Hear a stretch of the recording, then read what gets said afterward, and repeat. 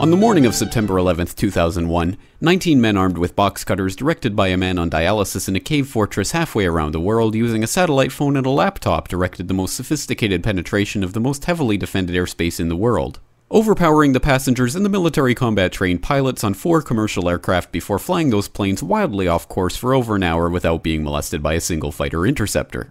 These 19 hijackers, devout religious fundamentalists who like to drink alcohol, snort cocaine, and live with pink-haired strippers, managed to knock down 3 buildings with 2 planes in New York, while in Washington a pilot who couldn't handle a single-engine Cessna was able to fly a 757 in an 8,000-foot descending 270-degree corkscrew turn to come exactly level with the ground, hitting the Pentagon in the budget analyst office where DoD staffers were working on the mystery of the $2.3 trillion that Defense Secretary Donald Rumsfeld had announced missing from the Pentagon's coffers in a press conference the day before, on September 10th, 2001. Luckily, the news anchors knew who did it within minutes. Osama bin Laden. The pundits knew within hours. Osama bin Laden. The administration knew within the day. Terrorists who committed these acts and those who harbored them. And the evidence literally fell into the FBI's lap. That a hijacker's passport was found blocks from the World Trade Center crash site, if you can believe that.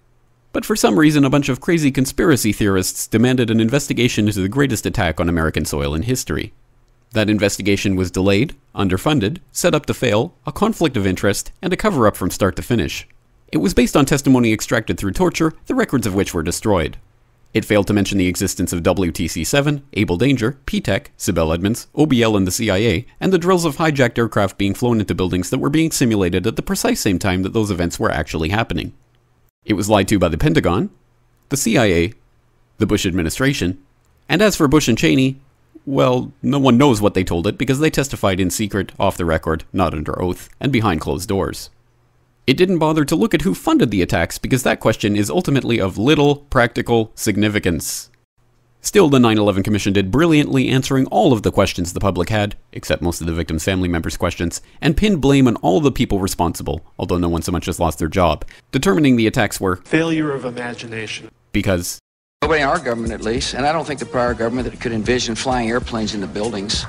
Except the Pentagon, FEMA, NORAD, and the NRO. The DIA destroyed 2.5 terabytes of data on Able Danger, but that's okay because it probably wasn't important. The SEC destroyed their records on the investigation into the insider trading before the attacks, but that's okay because destroying the records of the largest investigation in SEC history is just part of routine record keeping.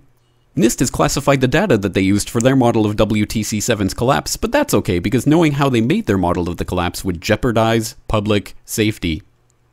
The FBI has argued that all material related to their investigation of 9/11 should be kept secret from the public, but that's okay because the FBI probably has nothing to hide.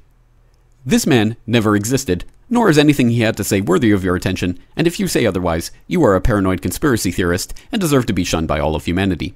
Likewise him, and her. And her, and her, and him. Osama bin Laden lived in a cave fortress in the hills of Afghanistan, but somehow got away.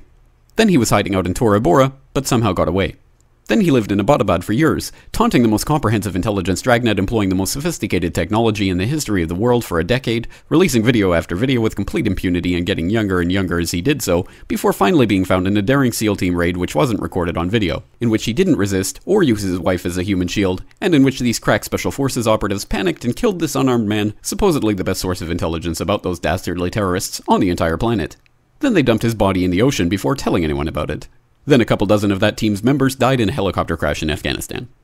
This is the story of 9/11, brought to you by the media which told you the hard truths about his head could be seen to move violently forward. And they took the babies out of the incubators. And mobile production facilities. And the rescue of Jessica Lynch. If you have any questions about this story, you are a batshit paranoid tinfoil dog-abusing baby hater and will be reviled by everyone. If you love your country and or freedom, happiness, rainbows, rock and roll, puppy dogs, apple pie, and your grandma, you will never ever express doubts about any part of this story to anyone. Ever.